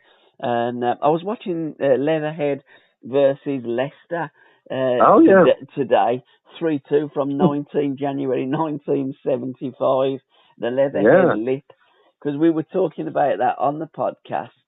We don't rehearse anything on the podcast or any of my podcasts. We just start talking and going off on one, and TC and myself were talking about the FA Cup and Leatherhead and Leicester. I thought that game was played at Filbert Street, but it wasn't. It was at Leatherhead, and Leicester ran out 3-2 winners. But I remember that from years and years ago when it was on Match of the Day, because they played in that green kit, didn't they, Leatherhead? And I'd never heard of Leatherhead before. I was 10 at the time, and I thought, well, that's a nice name, isn't it, Leatherhead? And, you'll be able to find that on YouTube as well, I'm sure you'll find that. I was watching it. Oh, did you say it was on there? Oh, right. Yeah, I'll have to check that out then. Yeah. Excellent. And Leicester won in the end, didn't they? Leicester did win in the end. Yeah, they won 3-2. Leicester did win in the end, didn't they? Yeah, 3-2, Yeah, rings a bell. 1975. Some iconic, we were talking about iconic FA Cup goals, etc., and we were talking about the Ronnie Radford. So I've done a podcast with Pat Howard, who was on the pitch as the ball was whistling over his head, and he looked and thought, that's got half a chance of going in, that has. And Ronnie Radford's goal hit the top corner of the net, still rising as it hit the back of the net. Love that goal. Yeah, went on to knock out Newcastle United that day. But love that goal. Yeah, you could it's not the hairs on the back of your neck. You just even think of that goal, really. The way he whacked it. Oh, what a hit! What a hit! And it's the pitch, the atmosphere, and everything, isn't it? That particular. Yeah, and I think what was great, I thought, was the FA Cup just a few weeks ago. I mean, again, it's been a bit of talk over a few years, isn't it? The FA Cup is not as important as it used to be. But I don't know, I've seen that, I think more and more clubs seem to be putting out very stronger teams again in the FA Cup. So, I said that on a podcast. I don't know whether it's because it's the 150th year. Yeah, and they've been told to, because centenary, 150, put a strong team out. I don't know. I don't know whether there's been anything from the FA that have said you must put a strong team out because it's 150 years. I don't know. But I have noticed that they've put strong teams out. But there's been some brilliant games, hasn't there? Really brilliant. You know, I live not far from Kidderminster, and I can tell you, that week building up to that game when they had against West Ham, you could feel it in the area. You really could. On the local press and the local news in the papers, just walking. It was a real buzz around this area. Yeah. You know, I'm not a Kidderminster fan by any means. I've been to the ground a couple of times. But the buzz in the area was amazing. I'm watching that game. I was a Kidderminster fan. I think there's quite a few people out there, you know, as underdogs, nothing against West Ham at all. But, and it was so cruel at the end, wasn't it? At the end of 90 minutes, and then at the end of 120 minutes. But just brilliant. And then you saw Bournemouth. At least they managed to do it against Bournemouth, didn't they? So, but just great moments in the FA Cup, isn't it? Really, really good. I could talk for England about FA Cup, you could probably tell. So I'm just such a great fan of it. And it's great that there's a few books coming out to celebrate it as well, like you said, over the coming months. Absolutely. I've done a lovely podcast with Pat Howard, another one, a game of his life, about the 1974 FA Cup final.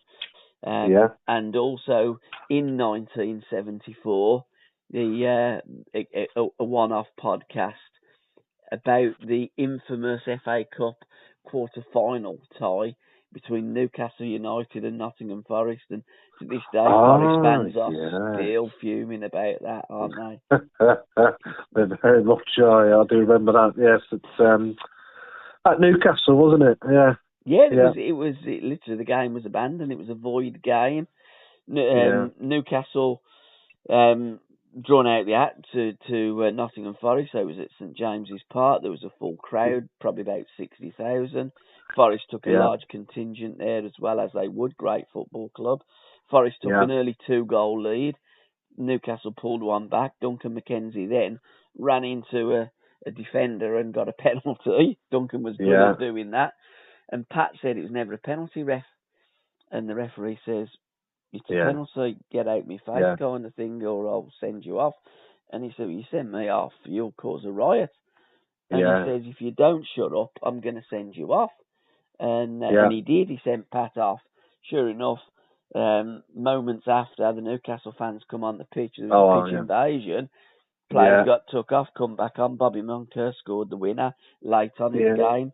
Following the steward's inquiry, and the FA turned it over, abandoned the game, and played 2 replays at Goodison Park.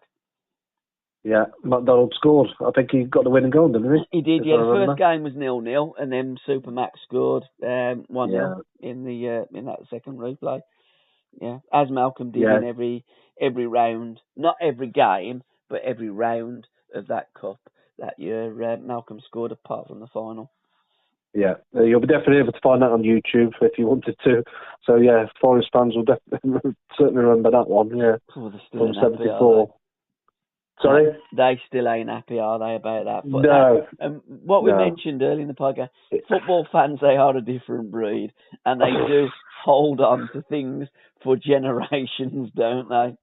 Yeah, absolutely. And it did change that game when they, when it was obviously coming to the pitch. It was feverish ground, let's say, wasn't it? Oh, absolutely. At that time, to say the least.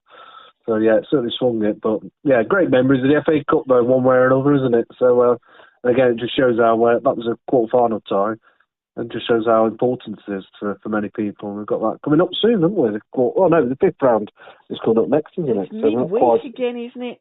5th round and quarterfinals midweek. Why'd you do that? 150th year, you might be telling teams to get a strong team, make sure that the FA Cup doesn't lose the magic. Then you put the bloody 5th round and 6th round in midweek. Oh, yeah, crazy. I know. But they need to change that semi-finals as well. I think I heard you did say on your podcast, and I was nodding away in agreement when you said it about them playing at Wembley. Wembley. Why do you? Why that was just some great memories of FA Cup finals at Villa Park. Villa Park stands out. It was a brilliant arena. Hillsborough, Villa Park and Hillsborough, of course, were the two, but Highbury played quite a few games at Highbury, and then, probably Old Trafford. Park might have, and Old Trafford. Well, Old Trafford famously hosts the replay of Chelsea versus Leeds United in the 1970. The football world wanted Chelsea to play Manchester United because Leeds knocked them out in the semi-final, but Alan Hudson wanted Leeds United because he always liked to go up against Bremner and Giles. Always brought the best out of Alan. But another load of books I want to mention, because it is February. We were going to do the podcast a week or so ago, which would have been earlier in February. And on the 6th of February 1958, we lost arguably the greatest British team ever, the Babes. And there's some lovely books that I've got. David Hall, Manchester's Finest, How the Munich Air Disaster Broke the Heart of a Great City. The Busby Babes, Men of Magic by Max Arthur. The Lost Babes, Manchester United and the Forgotten Victims of Munich by Jeff Connor. And then 2 books on Duncan. One by James Layton, Duncan Edwards, just simply the greatest. And by Ian McCartney, forward by Harry Gregg. Duncan Edwards, The Full Report. So a number of Manchester United books that I have in my collection. Yeah, no, they all do great justice as well to the book. The one I shared on that day, on the anniversary of the on the day recently, was The Lost Babes, by Jeff Connor. Yeah. So it's just such a sad story, isn't it? It's just remarkable in terms of really how it catapulted. It's obviously catapulted Manchester United, in terms of its fame, etc., and what have you. But in terms of the players who were lost, obviously not just the players. You forget there's other people on that plane, weren't there? There were journalists and etc. that were lost as well. And that tragic accident. And was it the 3rd attempt as well when they were trying to take off and things like that? It's just incredible when you think back to it now. What how would that ever? It would never happen, would it, nowadays? Really? So there's the Yeah, there's another book. I'm going to go downstairs. You might have heard a bit of a row because the television's on. But I'm sure there's a journalist on the plane that wrote a book on the Busby Babes. I'm just going to open my... Not like you said, I'm sure in your house you have a book, all your books. Can you hear it? You're not having one. I want a bookcase to get all my books, but my wife won't allow me to. And I can't find it, but there is another Busby Babes book, but I can't put my finger on. Ah, there you go. Got it. It's written by Frank Taylor, The Day a Team Died, and it's about the Munich air disaster. Classic eyewitness account of Munich 1958. So I thought I had another Busby Babes book in my my collection, and yes, it was down there. But all my books are hidden away in my little cabinet that looks like a drinks cabinet, but it's got some of my favourite books. So there's a number of books on the Babes, and there's a lovely book. I'm going to do another Too Good to Be Forgotten with Roy Cavanagh, my friend Roy Cavanagh, MBE. Yeah. He's written a book on Coleman, Eddie Coleman. Oh, okay. Yeah, who was the youngest Busby Babe to lose his life in Munich, aged just 21. I think the average age was 22 of the Babes. 8 of them, sadly, passed away. And many years before, in 1949, on the 4th of May, 1949, we had the Supergar air disaster where all the Torino team lost their lives as well. So we have had a few air disasters. And we did with that Brazilian team, didn't we?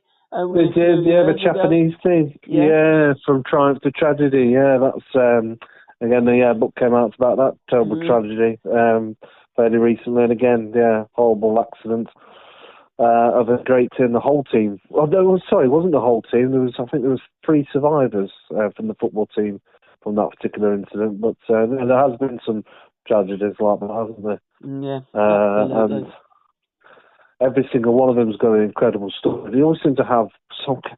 Because the Japanese one is quite famous, because, of course, in terms of how the team were doing so well, very similar to, the Busby Babes, etc. There's no...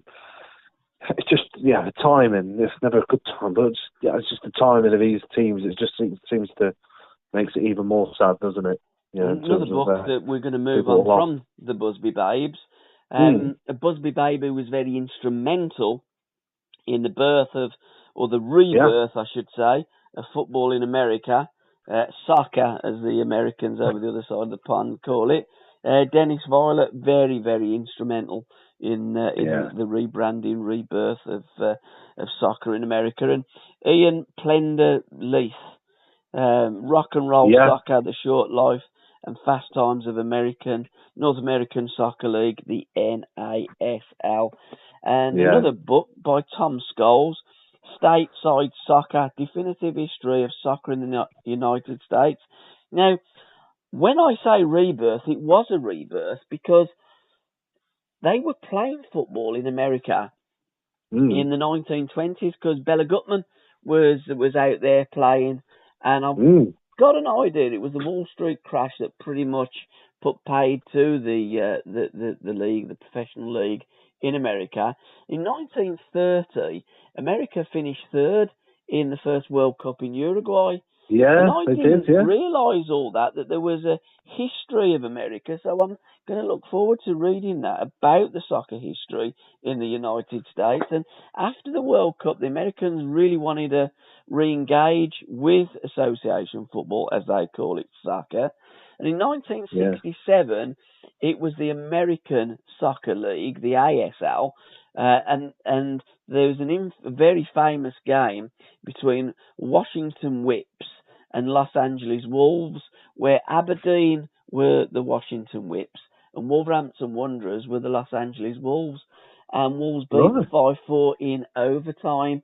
And to this day, they still talk about that in 1967. The great Peter Knowles played in that, as did Derek Dugan and one or two others. Jimmy Smith played for the Washington Whips that day.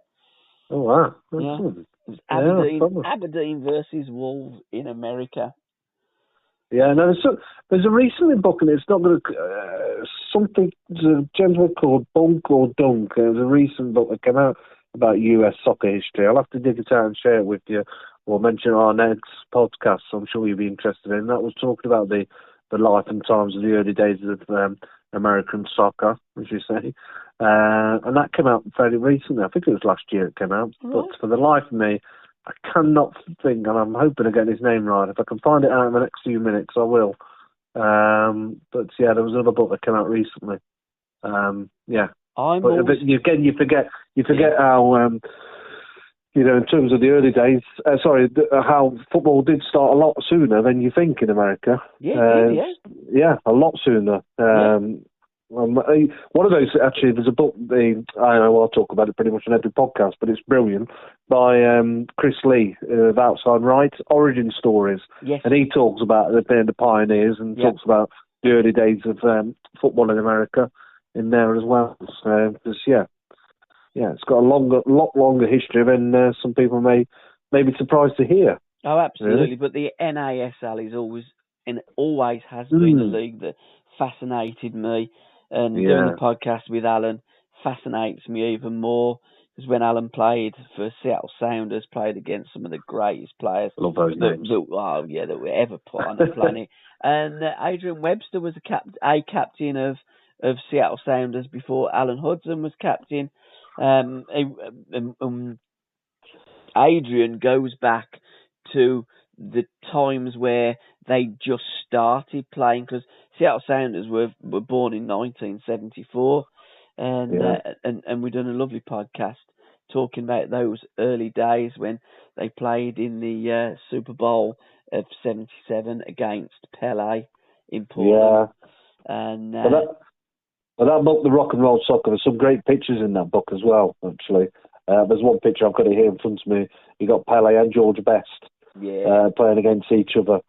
So, just incredible. Brilliant. Really good. And you got Rodney Marsh as well in the Tampa Bay Rowdies. I love these names. The teams he played for. Yeah, they were just the Tampa Bay, Razzmatazz. Sorry? They were just the Tampa Bay, wasn't they, before Rodney put the Rowdies in them? And this top he's got. You're right. Yeah, I was just about to say because he's got his top. He's got the Rowdies on the front of it. So there you're right. And Philadelphia were just Philadelphia before Frank Worthington went over there, and they called him the Furies. and all the lads played out there. They were great times. And as I'm doing Alan Hudson, we don't know whether we're going to call it Alan Hudson's NSL Memories or Hudson's American Dream. We're working on the title. I'm going to do I like the American Dream. That sounds good. Yeah, it does, don't it, to be fair? Yeah. And Alan always said that he was born to play in America. He loved his time in America and would never have come back. Colucci Brothers owned Seattle, and then when the franchise got sold, as Uddy said, when you get a bad American, you get a bad American. And 1983, the franchise, pretty much folded. You were talking about YouTube, etc. And that Rock and Roll, the book by Ian Blended, that's definitely one of those. I remember reading it. I do it quite often now. When I'm reading a book, it must have took me longer than it should do, because I'm constantly on YouTube looking at some of the videos. No problem. As you're reading through it, you're like, oh yeah, I just want to Google that now. Just have a quick look, and by the time you know it, the book, it should have took you probably a couple of days to read. It took you probably a month. Because you've been dipping in and out of YouTube videos, and you know what it's like. You see one video, and then you see, oh yeah, what about that one as well, etc. So, but that's the beauty sometimes, isn't it? Of getting a mixture of seeing it both in the written form and also watching it again live. This is not live. This is my problem when I read a book. If I do read a book, I'm doing it to research because I'm doing a podcast, and as I'm reading the book, I have a piece of paper and I write down things. If I'm doing an interview with somebody, and then I'm looking, then I go on YouTube and I go, wow, I didn't realise that. And it's like Johnny Giles, for instance. I thought that Johnny's last game for Manchester United was the FA Cup final in 1963 when they beat Leicester 3-1. That was the year that Dennis Law scored 3 times against Gordon Banks, the 3 different teams, Scotland, Manchester United and the rest of the world. But he played in the Charity Shield against Everton when they got beat 4-0. And then for the first game of the season, he wasn't picked. And then he didn't play again for Manchester United, and Don Revie took him to Leeds United to play in the 2nd division. Johnny said one of the big reasons that he did join Don Revie at Leeds United was Bobby Collins, who dropped down to the 2nd division from Everton. So, you know, when I'm looking at things, I like yourself, go on YouTube, have a look at them talking, because there's so many little clips and stuff where you can listen to the players talk, and you get a great insight to it. So that's half the reason that it takes me so long to read a book, because I'm doing podcasts. Yeah, it's a great source of information, isn't it? Definitely. Excellent. A couple of the books I didn't mention have also recently just come out. One very recent, because you talked about Manchester United a little bit there as well, when you mentioned about the Bullsbury Babes, is Rooney, Teenage Kicks. Okay, a book that's just come out by Wayne Barton, who's a very prolific writer for Manchester United. And so it's about Rooney's career, etc. And I always think about that goal he scored against Arsenal, didn't he? That was for Everton, of course, when he was 16. And I didn't realise, I forgot really, Rooney scored a hat-trick on his debut for Manchester United. Oh, right. It was he scored a hat-trick on his debut. It was a 6-2 win over Fenerbahce. So, I forgot that he scored a hat-trick. Similar to... I also saw a link to it. Alan Shearer, he scored a hat-trick on his debut. That was for Southampton. So there's a few players out there who scored hat-tricks on their debuts. Ravanelli's another one, if you remember him. Yeah, he played at Middlesbrough. Yeah, the White Feather. He scored a hat-trick on his debut for Middlesbrough against Liverpool in '96 at Riverside. But going back to Rooney, so that's Rooney's Teenage Kicks, and he's not doing too bad. His management career either, isn't he? He's doing all right at Derby if he keeps them up. And I watched the no offence to anyone's listening from Peterborough, Reading, but I watched them play last night, and I wouldn't say Derby should be too frightened, because I think them two, I think they're just above them both, aren't they? But what he's doing there, Wayne Rooney, is incredible, really. You consider a 21-point deduction, and the fact they're even got a chance, haven't they, of staying up? He's doing an incredible job. I said to Tom, and I looked at the Football League, the Championship League, and I said, do you know what? If Reading would have been docked the same amount of points as Derby County, they'd be on 1 point now. Yeah. So they would be on 2 because they just got the draw. And when you look at Derby with the points deduction, then points added on, Derby are at least halfway up that championship. So that's what Derby aren't a bottom 3 team. They're halfway or just above halfway in the championship. That's the level of Derby. I fully expect Derby County to stay up, and I think it will be one of the great achievements of football, and not just modern football that was invented in 1992 by Sky, but since 1888 it would be a fantastic achievement. And the fact that I think he only had about 8 or 9 players, didn't he, in August. He had to beg and borrow and get a team together. It's absolutely just, it's a Hollywood blockbuster as well, isn't it? Yeah, and his team they had to sell players, of course, in January again, didn't they? Of course, they was hanging over him, he lost the centre back, didn't it? Stoke. His name's Jagielka. Jagielka, that's it. So he's gone. Yeah, we had to get rid of a number of players. Really they're still keeping going. Yeah, it really is a tale of against all odds, isn't it? So you can almost see Phil Collins doing the playlist, the soundtrack to this movie, this great Hollywood blockbuster was Wayne Rooney. Because he did play it over in America, so they know Wayne over in America. Yeah. He was at DC United, wasn't he? Yeah, absolutely, Getting On by John, was it John Sperling? That looks as though it's going to be a great book set against the backdrop of a 3-day week, strikes, political unrest, freezing winters, glam rock. It tells an intriguing inside story about commercialism, invasion, racism and hooliganism rocked the 70s game of association football. That looks a cracking read. I've got that one on order as well, so I like anything likewise. 70s. What other 70s books have we got coming out on the horizon? Well, you've got you've just mentioned Get It On, because you took the words out of my mouth. I was about to mention that one. So Busby Babe, Sammy McElroy is Wayne wrote that as well, didn't they? Yeah, that's with Wayne Bartlett as well. So obviously, he made well over 400 appearances.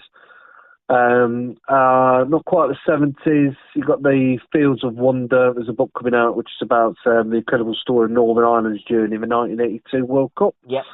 By Evan Marshall.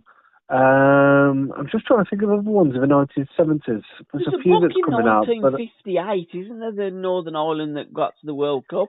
The Spirit of 58. Peter Doherty was the manager in those days. Yeah, that was it. So that was famous when they beat.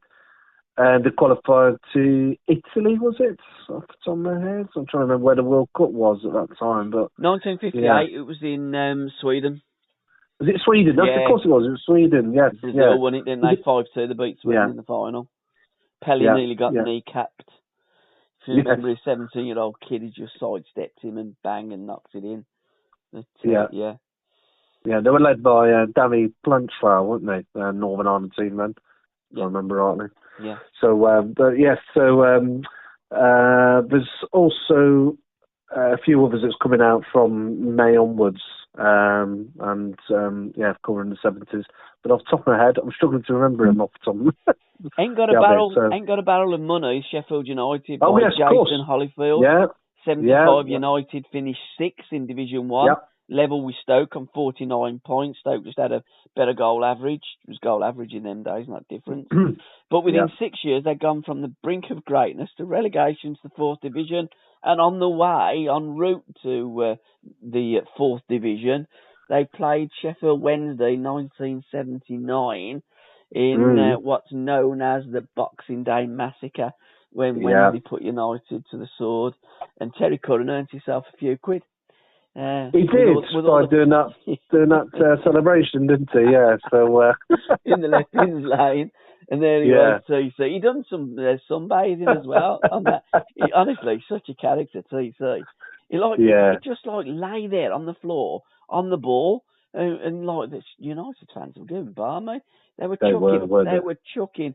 It was, to be fair, he said it was mainly copper. But Sheffield United, if that had been Chelsea, there'd have been at least 50 pences. It's brilliant. You've got to watch that on YouTube if anyone's listening. Definitely watch that. Well, just watch that for the crowd as well. The crowd was incredible, wasn't it? 49,000 officially. Yeah. Villa against Bournemouth was 48,000, and that was 40. That's the highest ever for a third tier, third division in old money game of football. The Red TC said there's no way there's 49, it's more like 59,000. I mean, the way they crammed them there in Hillsborough, and that cop at Hillsborough before it had the roof on was absolutely phenomenal. It looked as though it did go all the way up to the clouds. And I think most Sheffield Wednesday fans were walking out thinking that they were in the clouds as well that day. But I'm going to do a podcast with TC. Game of my life when we're going to look back at the Boxing Day Massacre, and I think we'll do a little double because I think it was March time, Easter time, when they played United at Bramall Lane, and TC took the ball in the corner, went past about 3 or 4 United players, and then just pinged it in the bag. One of his best goals, not his best goal, but one of the best goals that he scored during his career. His best goal was for Forest against Fulham away.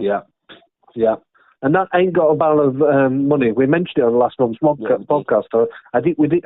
I don't know if you know what the reason for the name after it. I since found out it's a chant that's basically sang by Sheffield United fans. Oh, right. Which in fact I've got it written down here. I'm not going to sing it because I don't know how it goes, but it says, "We ain't got a barrel of money, we ain't got Woodward and Curry, but with Eddie Colquhoun." Centre half. Yeah, promotion is so united all together now, and it starts again. But that's the idea. That's the name of the book. It comes from a chance with Sheffield United fan. Jason Hawley, who writes it, he's a lifelong Sheffield United fan. So, but yeah, fascinating in terms of the highs and lows. Certainly of those times, wasn't it, for Sheffield United again? Yeah. They suddenly come crashing down. So I mean, it could have been called the Chip Butty book then as well, couldn't it? It could have been, yes. It's probably got a better ring to it. It ain't got a barrel of money. It's probably got a better ring than a Chip Butty book. But Tony Curry again. I've done a Legends podcast with Tony Curry. What a fabulous guy, and one of my heroes growing up.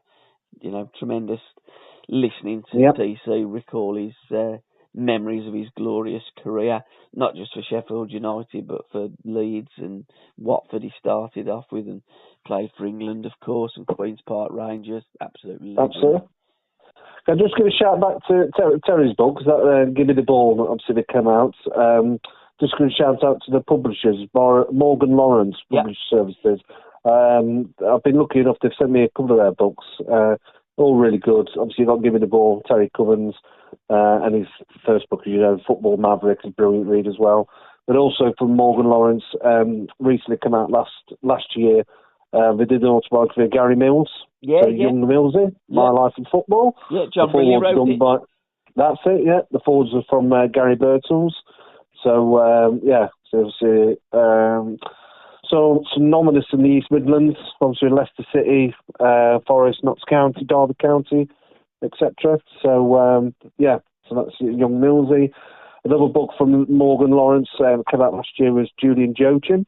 Yep, JJ. My Life in Football, You Must Be Joachim, if you remember him. Again, if you see on YouTube, he was that quick. Unbelievable, wasn't he? JJ was. He played at the Villa for a while. He did, that's it. Well, famously, I think I remember watching him actually at Filbert Street many years ago, and I remember thinking, crikey, he can move. The blistering pace. So, I remember him destroying Birmingham for Leicester one day and thinking, he can move. But he played at Villa, Cobb City, Walsall, and he finished at Boston United and Leeds United, in between that as well. And also, Darlington, I'm looking on here. So that's from Morgan Lawrence Publishing. There seems to be a connection with Leicester. One other book that came from them was around about this time last year. It was called Minding My Own Football Business. I actually did a review of this book and posted it on the website. Yeah, Barry Pierpoint. And it's a fascinating read. He was the Leicester City's first chief executive. So it's the inside story of Leicester City's success. And he was very much forward-thinking. He came from a marketing background, did Barry Pierpoint. So he brought that into the club. They did things like, the Leicester fans will know all this, they did Family Night Football, FNF Family Night Football at Leicester's old ground. Obviously, you had the stadium, you had the stand that was built, the Carlings, I think it was called the Carling stand, if I remember rightly, when it was first built. And then Fox Leisure, they were one of the first teams to ever, a lot of clubs have got Umbro, Adidas, etc. They came up with their own, Fox Leisure, which was a local clothing company in Leicester. So, if you go back to see any of the pictures from when Steve Walsh, celebrating scoring in the playoff final, you'll see on the Leicester tops, it's Fox Leisure. So, very unique kind of thing. So, but it's a really, really good book about his times there. And that's again from Morgan Lawrence. So, they've done a number of really good books. Did they do any Fox hats? Year or so. Say it again, sorry? Did they wear any Fox hats? Fox hats? Where's that then? Sorry. What do you mean? I thought when the gaffer says, wear the Fox hat. Oh, right. I see what you mean. Yes. No, well, yeah. Yeah, he was. He's got something to do with the publishing company, hasn't he, as well, Barry? Yeah. Yeah, I think he has, yeah. But no, it's a good book, that last one I mentioned. Interesting read. So, lots of nostalgia. And this is all before they moved over to the new grounds. The Walker Stadium, or King Power, as it's now known. Yeah, superb. Another book I just wanted to mention too is Mr. by Rory Smith. looks at the pioneers of the game and tells the story of the men who taught the world to play and shaped its destiny. So that looks a great book as well, Mr. by Rory Smith. Yeah, that's one of my favourites. Books, old and new, borrowed and blue. And I've got to mention The Smell of Football too by Mick Baz Rathbone. I've got his Smell of Football, but and he's been promoting it on social media as well. And former player of Birmingham City, who I believe he left Birmingham, went to Blackburn Rovers, and I think he was a physio then, wasn't he, at Blackburn, and that's where the Smell of Football come from, I believe. His tales of his life and times in football, which, it would, and this is part 2. So it was a great read, the first book, although I didn't read it. I have got it, but I didn't read it. But I'm sure this one will be very popular. Good. Yeah, absolutely. Yeah, it was very popular, the first book. It's famous because on the front of it, The Smell of Football, it's the cream, isn't it? Oh, it'll come back to me. What is it? I remember using it when I was playing football. It's the deep heat kind of cream. Oh, we've got a story about Deep Heat. Yeah. Yeah, I think we'll have that one on the next podcast, the Towels that Mavericks tell. And it'll be Tony Morley telling the story about Deep Heat, Bristol City dressing room, and Brendan Ormsby. It's an absolute classic. Brilliant. Excellent.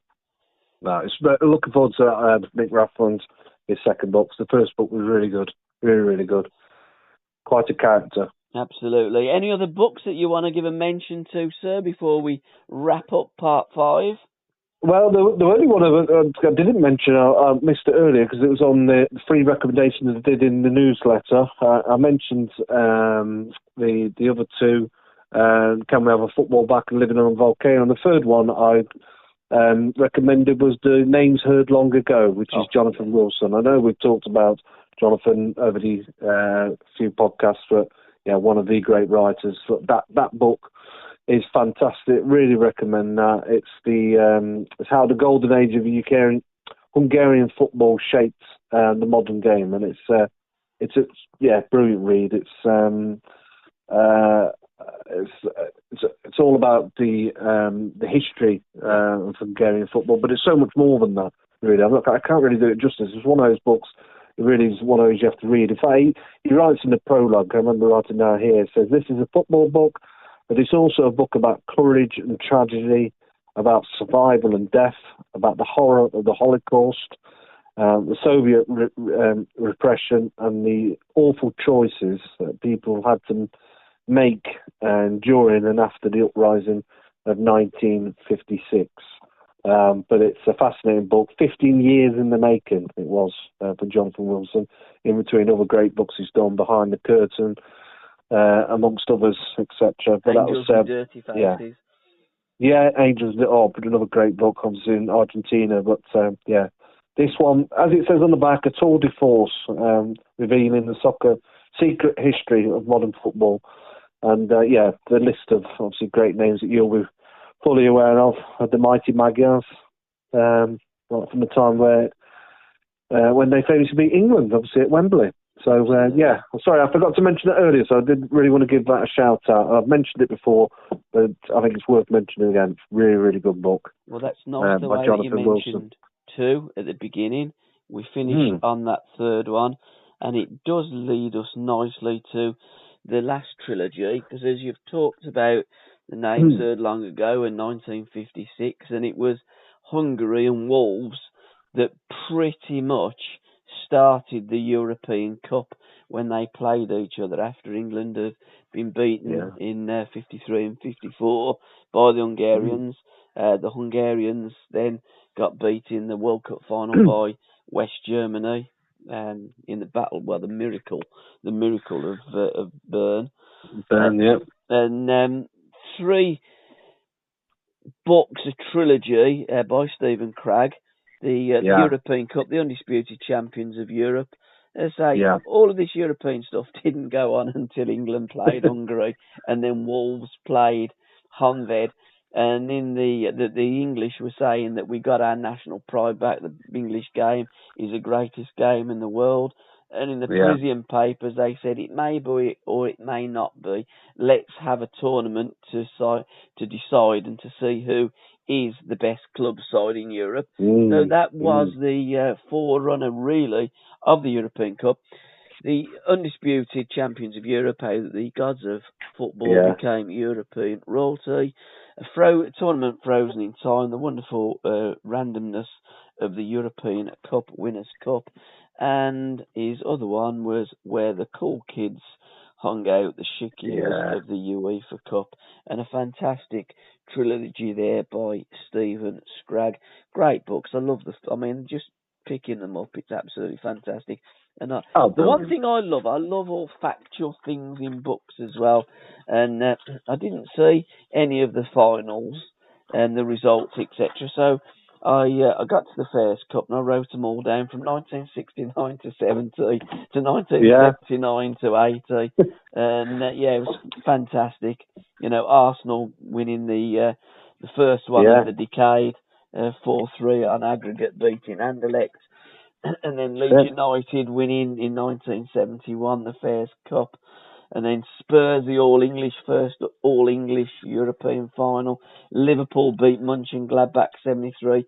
Feyenoord beating Spurs 4-2 on aggregate. Because it was a two-legged final. Those were brilliant, the two-legged final. Borussia Mönchengladbach, then Liverpool, Juventus, PSV, Borussia again and Eintracht Frankfurt. I just love looking at the results and... what a tournament, one of the great tournaments. Well, all three were great tournaments. They were. Not like what we've got now. Champions League, Europa League, and then some tin pot league from the conference. The Champions League, which doesn't include necessarily the champions. Exactly, it's crazy.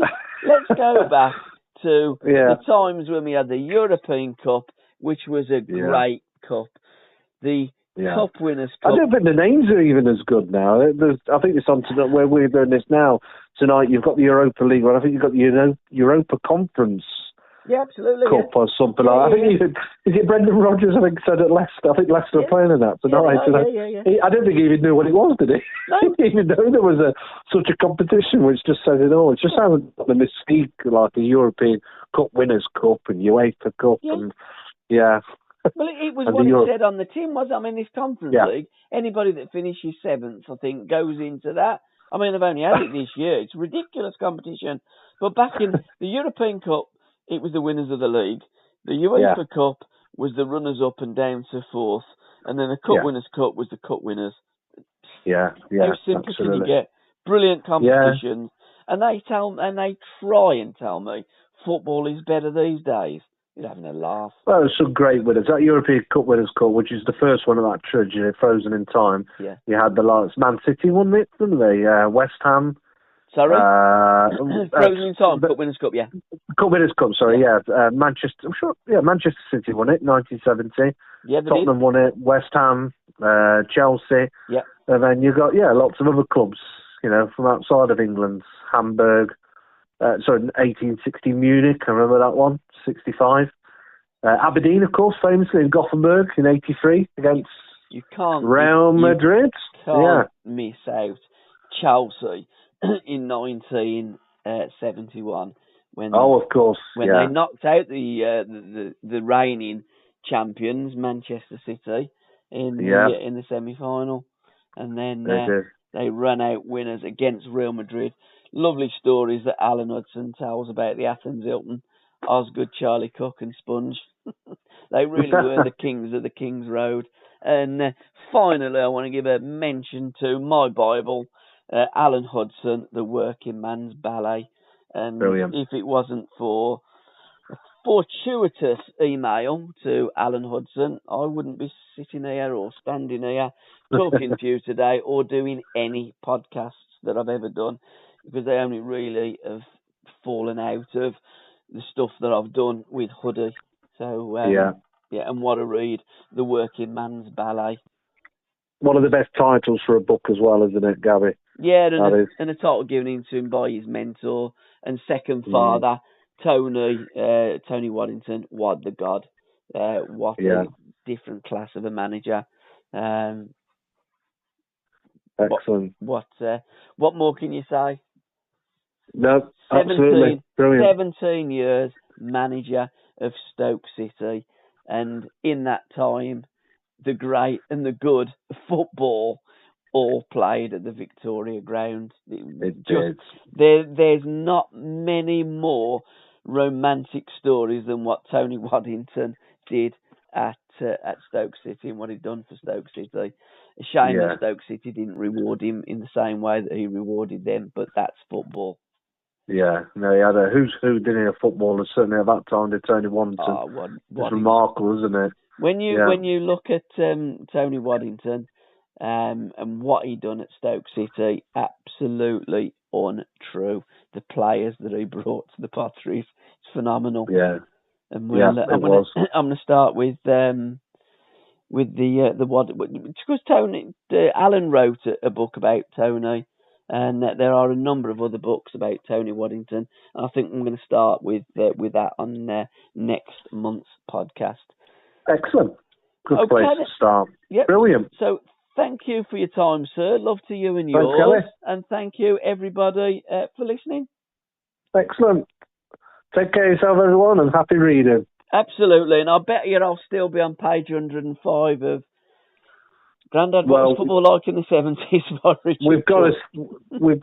Maybe we should read part of it on the next podcast, Gabbie, together. We should somehow read it to each other for half an hour at least, so we can move on from that page. You don't want me reading out loud. A bit like a Kindle, like they do an Amazon Kindle. We can read it out together. So I put my lack of reading and bad reading down to when I was at school, and in English, all we done was argue about Birmingham City and Aston Villa, and I didn't read anything, and I think it's because of that. That's half of the reason I'm so bad at reading now. I didn't do nothing in English when I was at school. Well, you're doing the right thing to promote books. That's the main thing, I guess, then. So at least we're doing that part. Well, God loves a tryer, and my God, I try. Excellent. Cheers, fabulous. Thanks, enjoyed that. Andy. Take care. Cheers, Till next time. See you guys. Thank you. Ta-da. Bye-bye. Ta-da. Bye.